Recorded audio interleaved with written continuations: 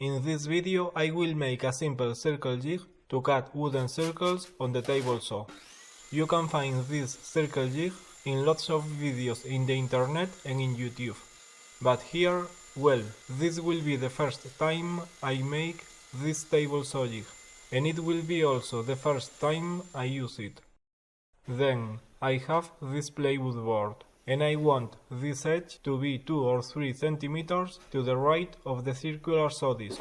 So I will put the runner here, I align it with the groove in the table saw, I put it at 90 degrees with the front of the plywood board, I drill guide holes,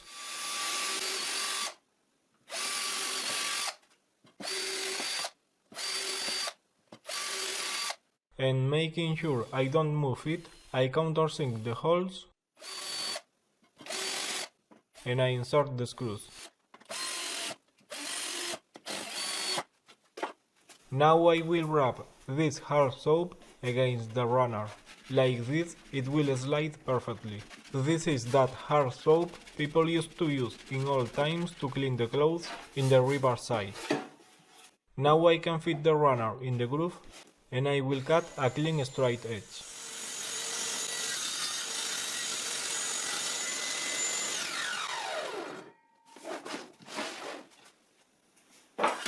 Now I draw a line at 90 degrees with the edge I have just cut. I draw that line more or less in the middle of the board.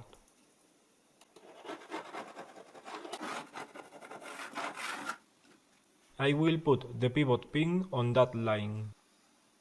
Then, if I put here the pivot pin, the distance to the edge is the radius of the circle I can cut.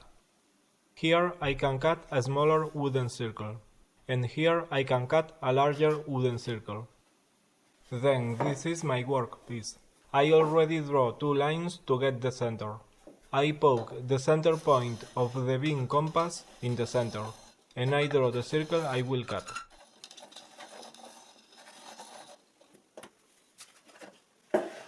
Keeping the same measurement, I put the center point against the edge of the jig, right against the end of the line, and I mark the distance on the line. This nail will be the pivot pin. I drill a hole with a diameter just slightly smaller than the nail diameter. It is better if I drill here, just because I don't want to drill the top of the table saw. I also drill the center of my workpiece. I insert the nail in the workpiece. It must enter very tight, and I insert the nail in the hole in the jig. And I press so the workpiece is against the circle jig board. The nail shouldn't protrude the bottom of the circle jig, otherwise it will graze the top of the circular saw. Like this, now I can move my workpiece and decide which part I will cut next. Then first I will cut the big corners, and I must make sure I don't turn the workpiece while I am cutting each corner. Yes, I already know, I shouldn't put the hand so near the blade.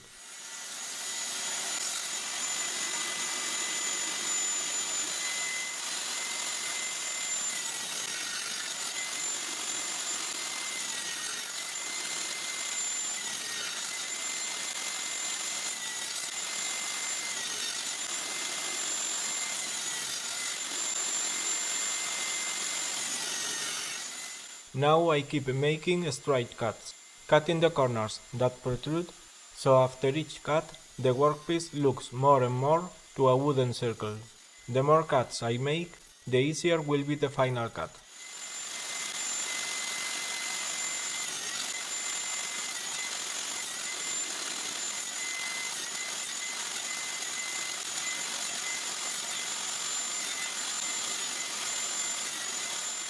Well, I think it is enough. Here we can see the workpiece is close to the circle I want, but we can see there are lots of straight edges.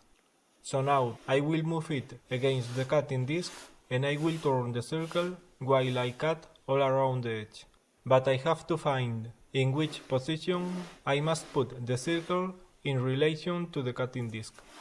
This line will be my reference. I put it at 90 degrees with the disc. Like this, in this point, the disc is tangent to the circle. Then, if I move the circle jig backwards, the tooth is below the line. And if I move the circle jig forwards, here we begin to see the tooth. Here it is below the line. And if I move it forwards, now the tooth is clearly above the line. So I move the jig back. This is the position I am looking for when we begin to see the tooth. And to make sure I don't lose that position, I will use a stop block. Like this, I know I will stop the circle jig in the right position.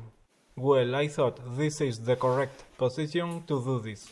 Then I turn the table saw on and I push the jig against the stop block. And now I begin to turn the wooden circle while I trim it. But this is not working as expected. The circle jams and it is quite hard to turn it. So I move the circle jig backwards and I try to find the position where I can turn and trim the circle easily. It looks like here, with the tooth slightly below the wood, this works much better. So I move the stop block to the new position and now I can finish trimming the wooden circle.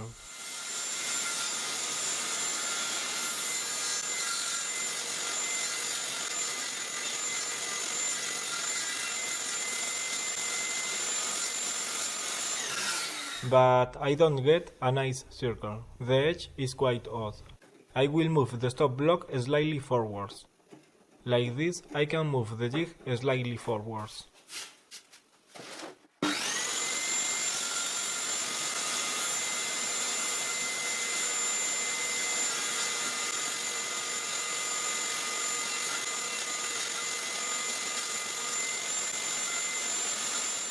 When I turn the circle, I must make sure I don't move my hand too near the disc.